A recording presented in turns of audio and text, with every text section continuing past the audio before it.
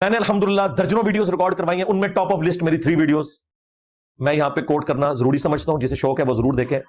پہلی ویڈیو ہے قادیانیوں کو مسلمان بنانے والی ویڈیو، آلموسٹ کوئی 40 منٹ کی ہے، میں نے ختم نبوت کا مقدمہ 40 منٹ میں پریزنٹ کیا ہے، بیسٹ ویڈیو ہے، ایک نشست میں بیٹھ کے دیکھی جا سکتی ہے۔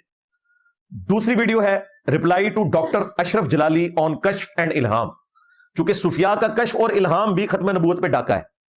رسول اللہ کے بعد اگر کسی کا عقیدہ ہے صلی اللہ علیہ وآلہ وسلم کہ کسی امتی کے اوپر کوئی غیبی خبر آتی ہے سوائے ایک استثناء کے، وہ خواب ہے، وہ ایک الگ سے ٹاپک ہے، مبشرات، خواب بھی نہیں مبشرات، وہ میں نے سارا اس میں بیان کیا ہے۔ تو ختم نبوت پہ یہ ڈاکہ ہے، اس کے سوا اگر کوئی مانتا ہے تو میں نے وہ تفصیل کے ساتھ ریکارڈ کروایا۔ پھر تیسری ویڈیو ہے ریپلائی ٹو مولانا اسحاق، میں نے اپنے استاد مولانا اسحاق صاحب کو محی الدین ابن عربی کی عبارت کوٹ کرنے پر گرفت کی، اور کشف، الہام، شرح صدر، وہی، یہ ساری ٹرمنالوجیز میں نے سمجھائی اس میں، اور میں نے بتایا کہ ختم نبوت کا صحیح عقیدہ یہ والا ہے۔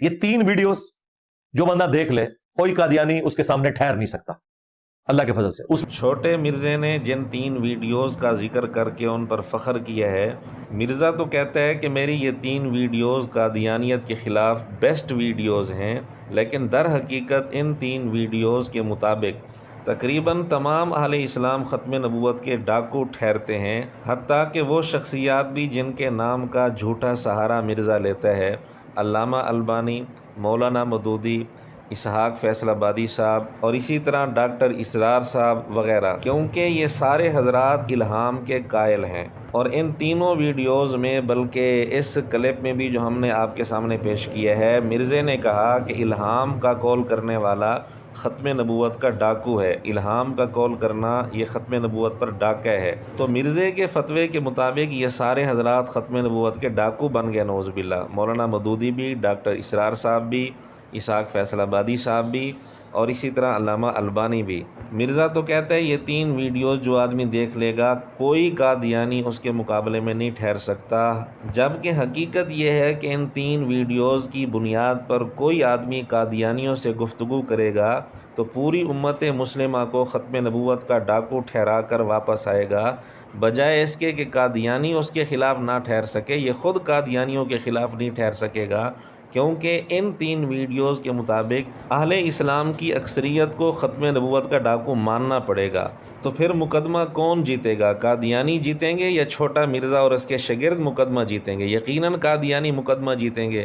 تو در حقیقت مرزے نے یہ 3 ویڈیوز بنا کر غیر شعوری طور پر مقدمہ قادیانیوں کی جھولی میں ڈال دیا ہے، ان کے حق میں ڈال دیا ہے۔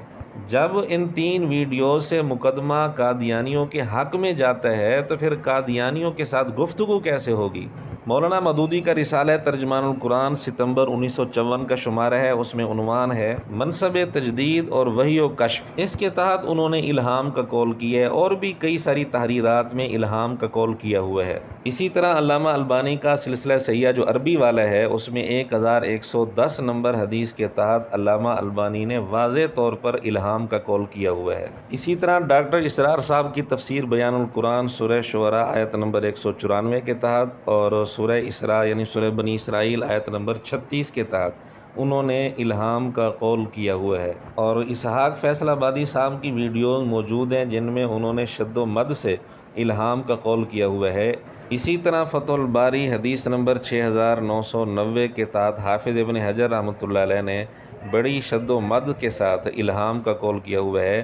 یہی فتح الباری جس کو مرزا کہتے ہیں دنیا کی سب سے بہترین شرح ہے صحیح بخاری کی۔ تو یہ سارے حضرات مرزے کے فتوے کے مطابق ختم نبوت کے ڈاکو ہیں، اس لیے مرزے کی ان 3 ویڈیوز کی بنیاد پر اگر کوئی آدمی قادیانیوں سے گفتگو کرنے جائے گا تو پہلے اس کو ان حضرات پر نعوذ باللہ ختم نبوت کے ڈاکو ہونے کا فتویٰ لگانا پڑے گا۔ اب آپ فیصلہ خود کریں، یہ 3 ویڈیوز قادیانیوں کے خلاف ہیں یا قادیانیوں کے حق میں ہیں۔